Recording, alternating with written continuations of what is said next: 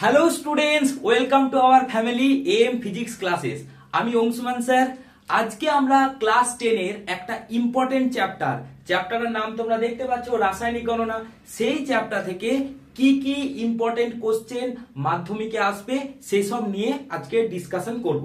ওকে, তো তোমরা যারা ভিডিও দেখছো তারা খাতা পেন রেডি করে রাখবে, কারণ এই ইম্পর্টেন্ট কোশ্চেন গুলোই কিন্তু তোমরা বোর্ডে গিয়ে দেখতে পাবে।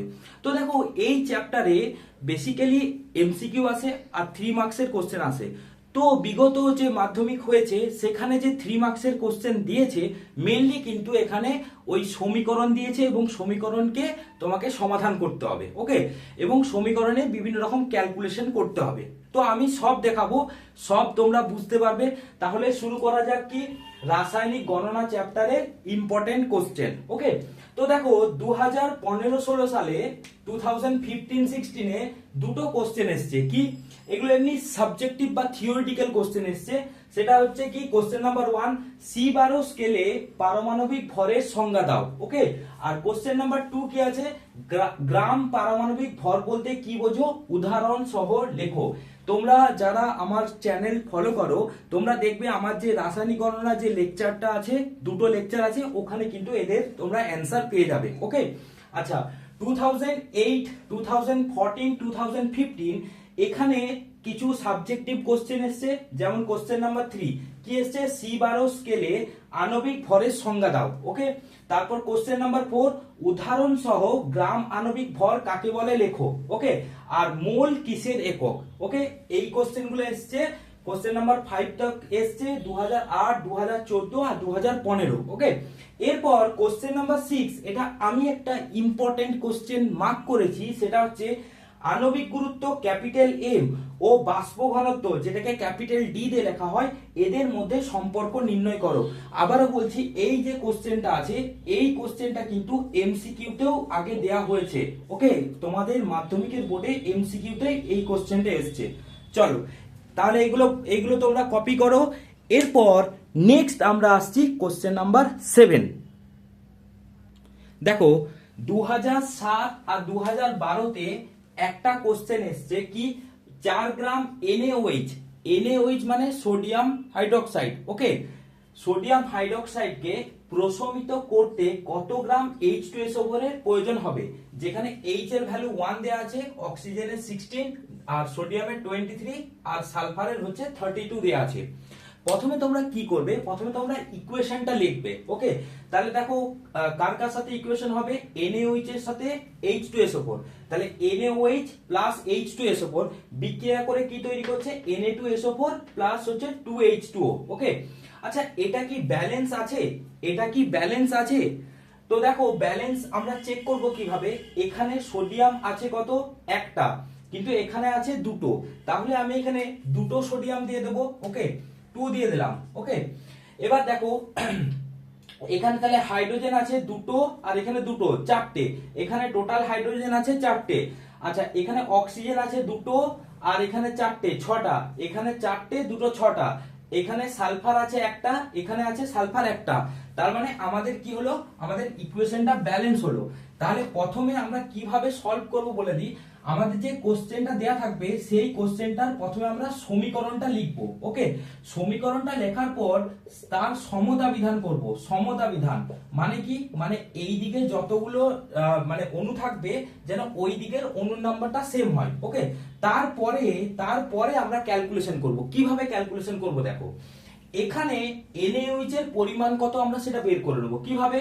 দেখো সোডিয়ামের কত? সোডিয়ামের হচ্ছে 23। ওকে, অক্সিজেনের কত? 16। তো এগুলো যোগ হয়, ঠিক আছে? এই যে সোডিয়ামের 23, অক্সিজেনের 16 আর হাইড্রোজেনের হচ্ছে 1, রাইট? ওকে, তাহলে দেখো 23 প্লাস 17 মানে কত হয়? 40। কিন্তু NaOH ক গুণ আছে? 2 গুণ। তাহলে এর সাথে হচ্ছে 2 দিয়ে গুণ করতে হবে। তাহলে 2 ইনটু 40 মানে এটা হয়ে যাবে 80 গ্রাম। ওকে, 80 গ্রাম হয়ে গেল। বোঝা গেছে? আশা করছি তোমাদের কোনো রকম অসুবিধা হবে না। এবার H2SO4টা দেখো, H এর জন্য কত?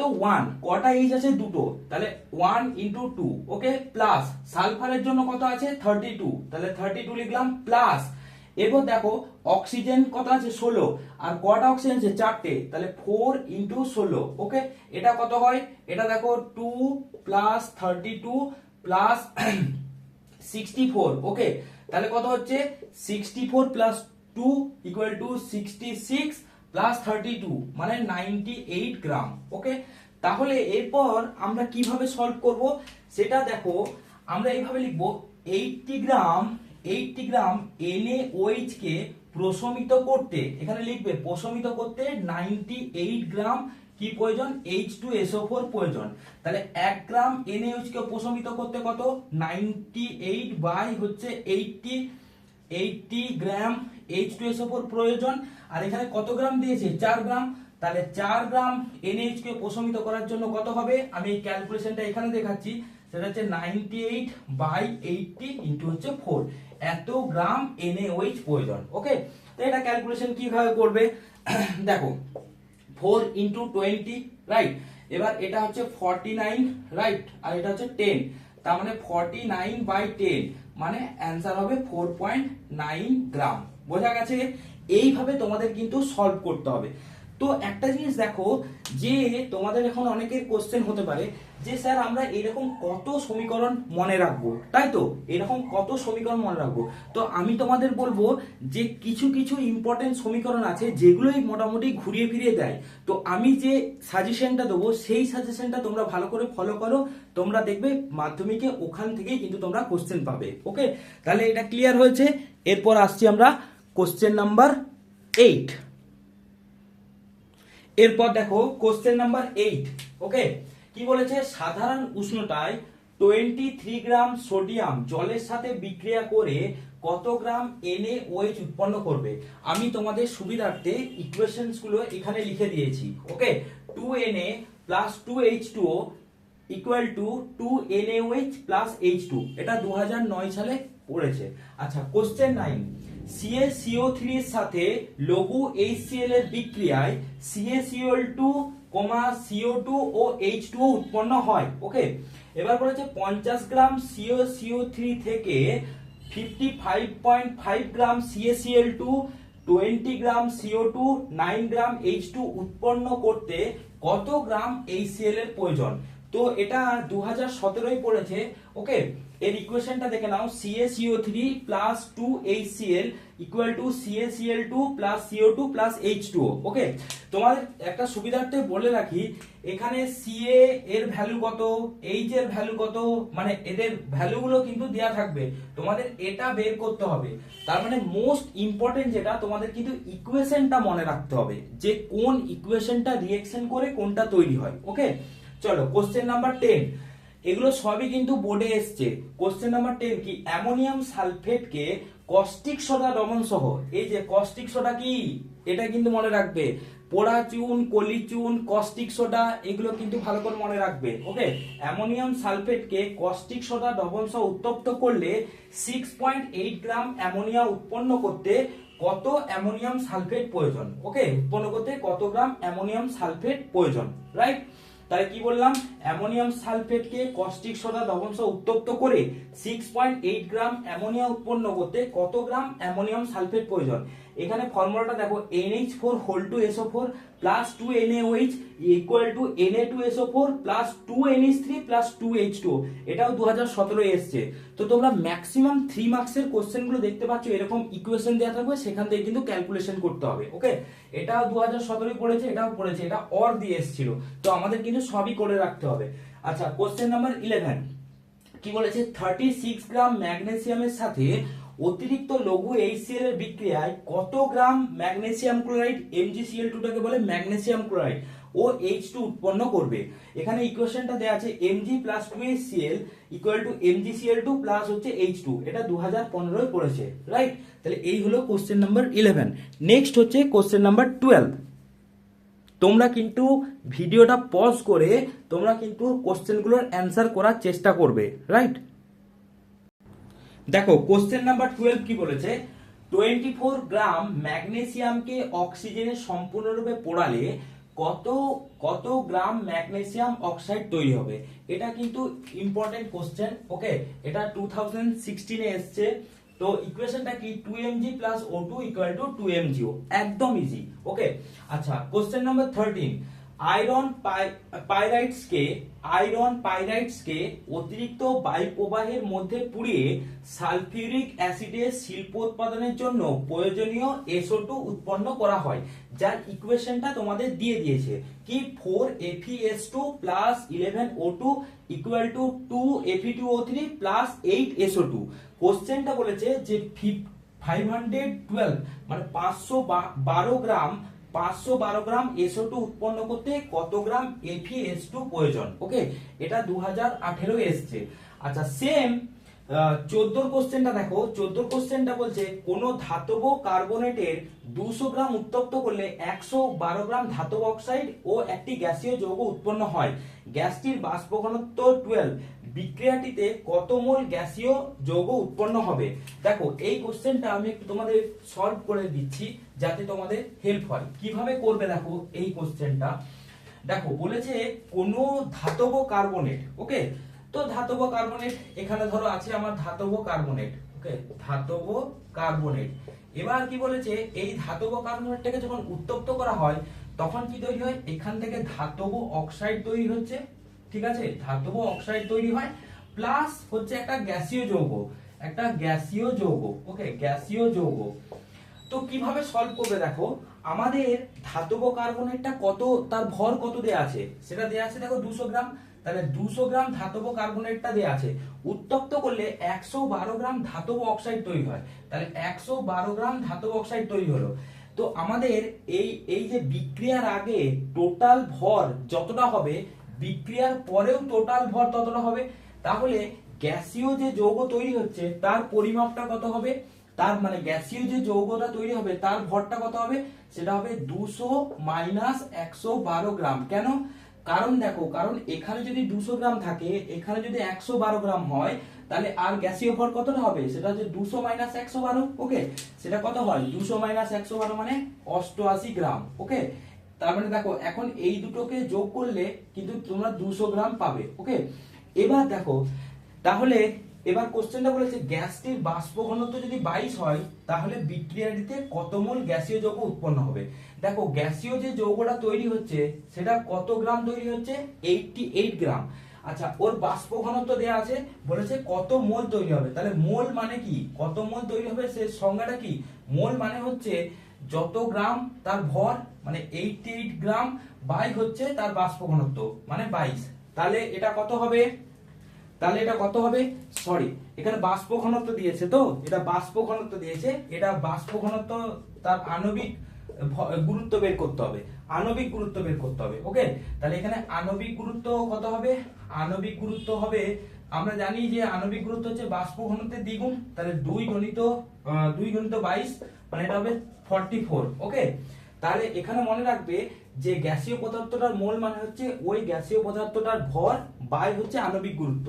তাহলে এটা হয়ে যাবে কত, এটা হয়ে যাবে 44 মানে 44, তো 88 বাই 44 মানে হচ্ছে 2 মোল। ওকে, তাহলে কোশ্চেনের অ্যানসার কি হবে, যে কত মোল গ্যাসীয় যৌগ উৎপন্ন হবে, বলবে 2 মোল। ওকে, এটা কিন্তু একটু ডিফারেন্ট টাইপের, সেজন্য আমি তোমাদের করে দিলাম। ওকে, চলো নেক্সট কোশ্চেন, এবার কোশ্চেন নাম্বার 15। নেক্সট এবার দেখো কোশ্চেন নাম্বার 15 কি বলছে, SO2 কে অনুঘটকের উপস্থিতিতে O2 দ্বারা জারিত করে SO3 প্রস্তুত করা হয়। ওকে, 40 গ্রাম মানে 40 গ্রাম SO3 প্রস্তুত করতে কত গ্রাম SO2 দরকার, এটা পড়েছে 2014। আচ্ছা, কোশ্চেন 16 আর কোশ্চেন 17 2019 কোশ্চেন, দুটো অর দিয়ে এসেছিল। কি সেটা হচ্ছে উচ্চ তাপে অ্যালুমিনিয়াম দ্বারা Fe2O3 কে বিজারিত করে 558 গ্রাম Fe প্রস্তুত করার জন্য কত গ্রাম অ্যালুমিনিয়ামের প্রয়োজন। এর সাথে আরো একটা ছোট্ট কোশ্চেন এসেছে, কত মোল Fe2O3 লাগবে। ওকে, তার ইকুয়েশনটা এখানে দিয়ে দেওয়া আছে, তোমরা ইকুয়েশনটা লিখবে, লেখার পর নিজে করবে। আচ্ছা, এরপর কোশ্চেন নাম্বার 17 কি, 32.1 গ্রাম অ্যামোনিয়াম ক্লোরাইডকে ক্যালসিয়াম হাইড্রোক্সাইড সহযোগে উত্তপ্ত করে 10.2 গ্রাম অ্যামোনিয়া, 33.3 গ্রাম CaCl2 এবং 10.8 গ্রাম H2O পাওয়া গেল। কত গ্রাম CaOH2 বিক্রিয়ায় অংশগ্রহণ করলো, ঠিক আছে, বা করে। এসটিপি তে কত লিটার অ্যামোনিয়া উৎপন্ন হলো। এটা কিন্তু একটা বিশাল ইম্পর্টেন্ট কোশ্চেন। ওকে, এটা একটু ভালো করে তোমরা করে রাখবে। চলো নেক্সট কোশ্চেন নাম্বার 18।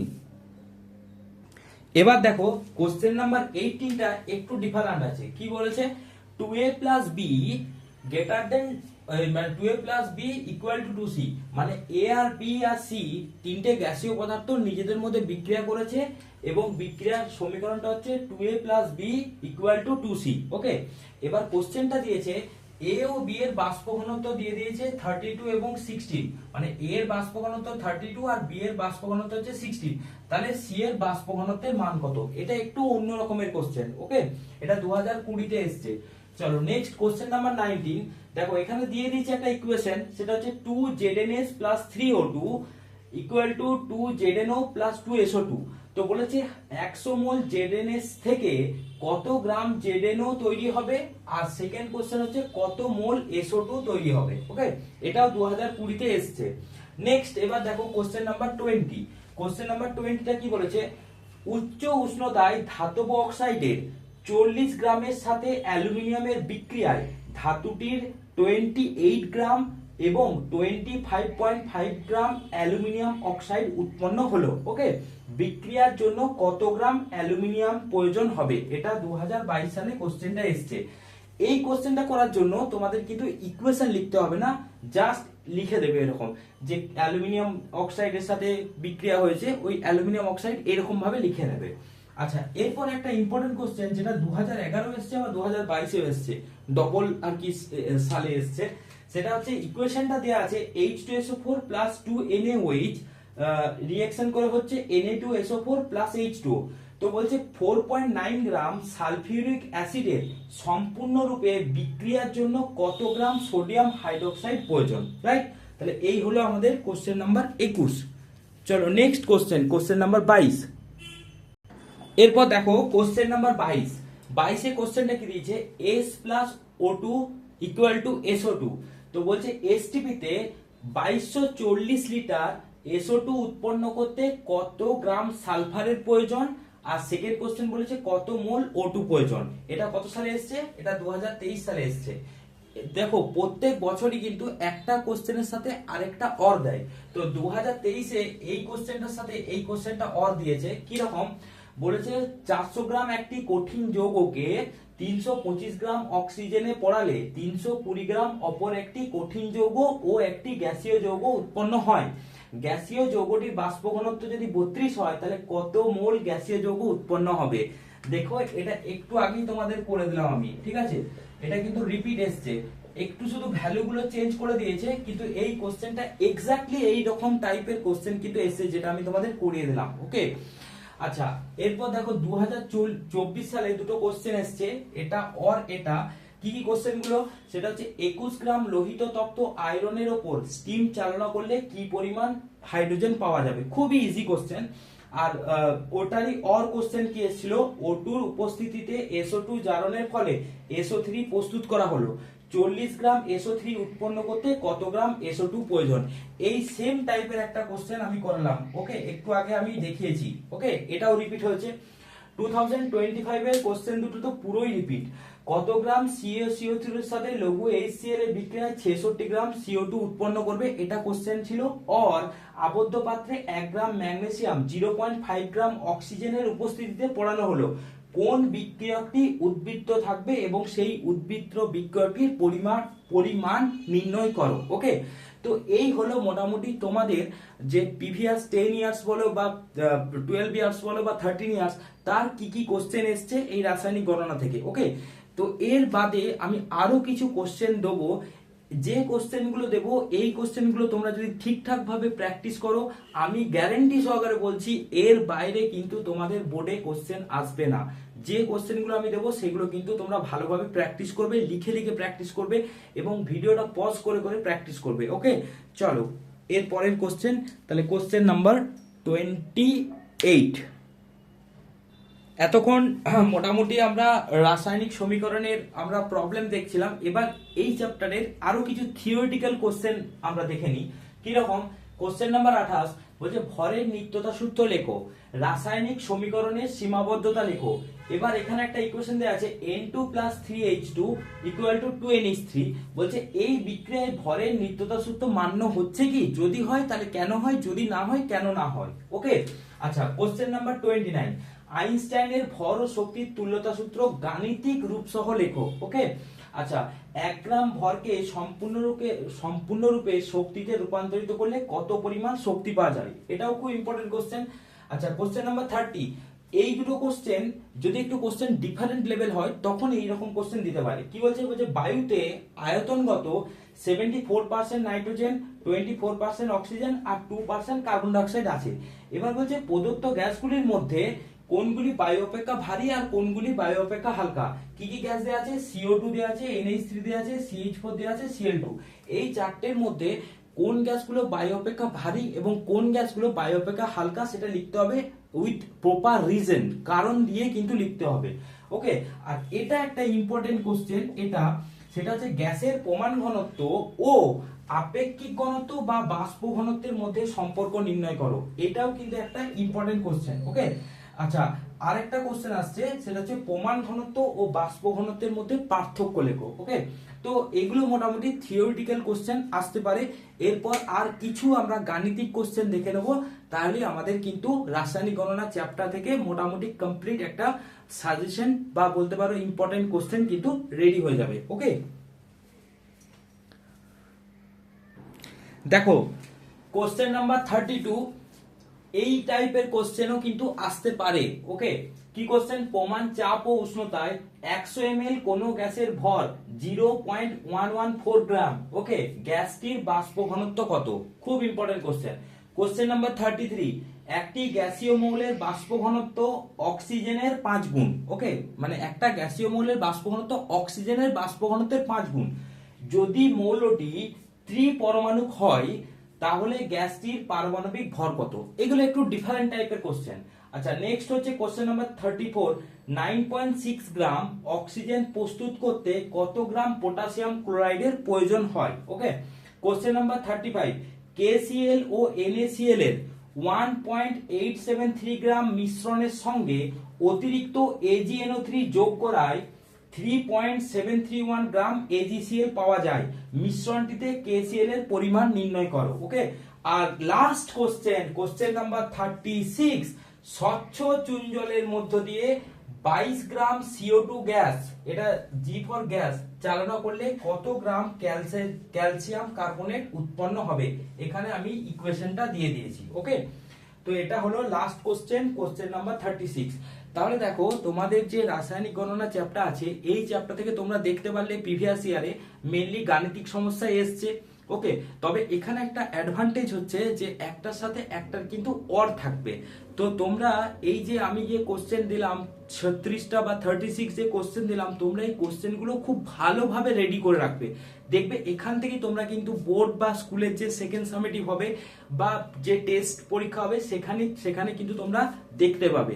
আর যদি তোমাদের কোশ্চেন করতে কোনো অসুবিধা হয় তোমরা আমাকে কমেন্টে জানাবে, আমি তোমাদের দরকার হলে এর একটা অ্যান্সার ভিডিও আমি এনে দেবো। ওকে, তাহলে তোমরা ভালোভাবে প্রিপারেশন নাও এবং রাসায়নিক গণনা চ্যাপ্টারটা এমন ভাবে করো যেন রাসায়নিক গণনা চ্যাপ্টার থেকে যাই কোশ্চেন আসুক যেন তোমাদের এক্সামে কোনো রকম প্রবলেম না করতে পারে। ওকে, তাহলে তোমাদের সাথে আবার দেখা হচ্ছে নেক্সট লেকচারে, ততক্ষণকে ওকে বাই।